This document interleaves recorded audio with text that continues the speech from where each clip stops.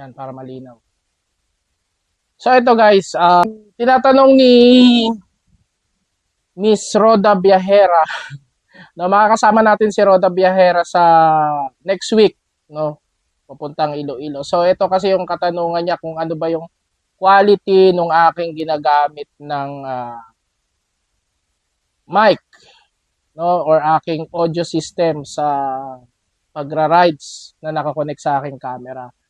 So, sa akin, sa cellphone ko at saka sa passenger ko, so, ito, kung nakikita nyo, itong nakakabit na to is, ito yung Fredcon FX. At ito, andito naman sa, is yung Picom, no? So, meron dalawang klaseng mic to, kung sa full face, yung, yung bilog na nakadikit dito. Pag half face and modular, ito, yung may mic na ganito.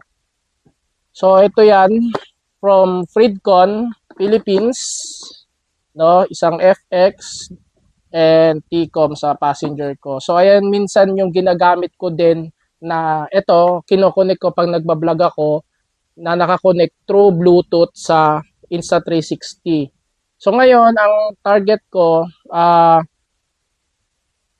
kailangan kong marinig yung usapan namin ng passenger ko at ako. No? So kaya bumili ako nito. No? Before, ang gamit ko is yung sa Realme na earbuds.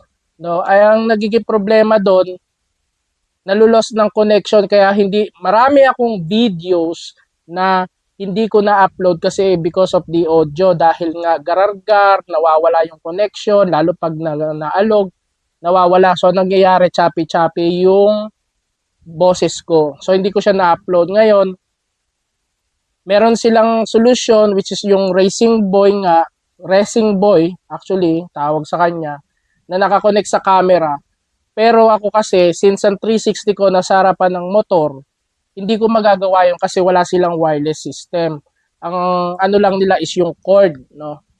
Na kailangan ng camera mo nakakabit dito. Yung mga GoPro, ng mga Angkas, Joyride at saka Move It. So sa akin, nag-research ako so kailangan ko nito. So Roda, ito na yung ito na yung quality ng audio ko, no? Para malaman mo. So bumili ako nito. Thanks sa nag-sponsor. Salamat sa aking kapatid. No, nakabili ako nito. Actually tatlo to, nakakabit nga isa sa camera yung receiver, ito yung transmitter. So, paano bang mangyayari ang setup nito?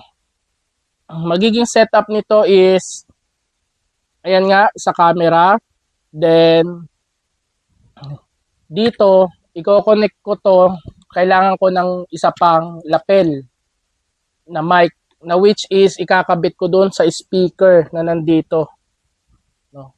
Sa speaker nung intercom. Para pag nagsalita to, maririnig yung conversation namin na which is naririnig din yung boses ko. So, ganun ang mangyayari, guys. Kasi nga, kailangan ko wireless. Kasi pag ito ang ginamit ko, laging naka-on ang camera, mabilis siyang malobat. At least ito, pag pinatay ko, pag sinindi ko kagad, connected siya kagad dito. Diba? So, ayan yung setup natin. So, bumili ako nito. Ano bang model ito? This is TNW, sorry. N9. Tatlong wireless dalawang wireless microphone at saka isang receiver.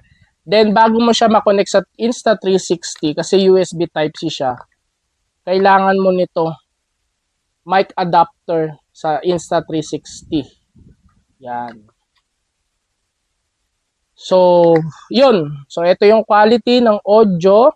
Sana maganda. Hindi ko pa naririnig kasi itong video na to. Pero alam ko naman maganda kasi na-testing ko na to. At ito pang isa guys.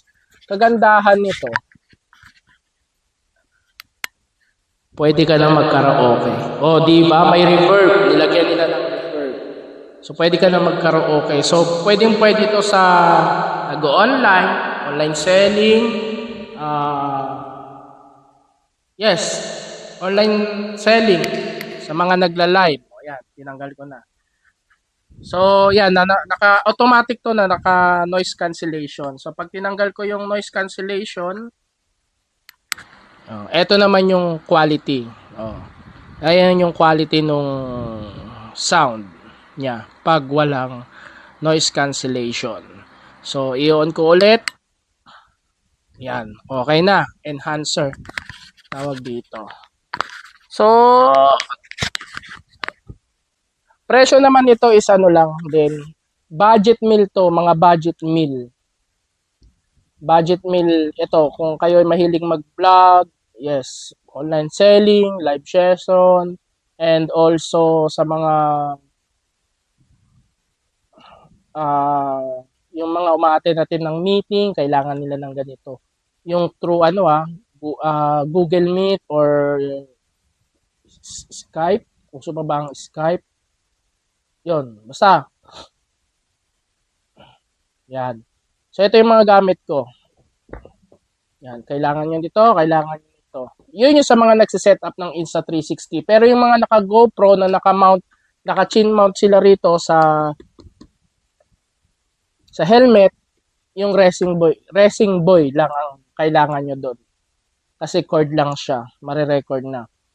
Insta360, pinili kong camera kasi at least hindi ko na kailangan ng ng camera sa helmet at hindi ko na rin kailangan ng camera na nakatutok sa akin sa dashboard ng aking motor. So, yun lang. Explain ko lang sa inyo kung ano yung mga ginagamit kong audio